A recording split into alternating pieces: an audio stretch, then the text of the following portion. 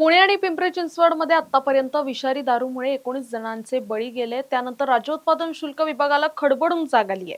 कारण ही घटना घडल्यानंतर 2 दिवसात राज्य उत्पादन शुल्क पुणे यांच्या वतीनं 55 वेगवेगळ्या ठिकाणी छापेमारी करत कारवाई करण्यात आली आहे। गावठी दारू, हातभट्टी बनवणारे, अवैधरित्या विकणारे यांच्यावरच कारवाई करण्यात आली आहे। या कारवाईमध्ये आतापर्यंत 52 जणांना ताब्यात घेण्यात आलं असून 4480 लिटर अवैध दारू जप्त करून नष्ट करण्यात आली आहे। अनेक दारूच्या अड्ड्यांवर जेसीबी देखील चालवण्यात आले। याचेच काही व्हिडिओ आणि फोटो आता टॉप न्यूज मराठीच्या हाती लागले आहेत।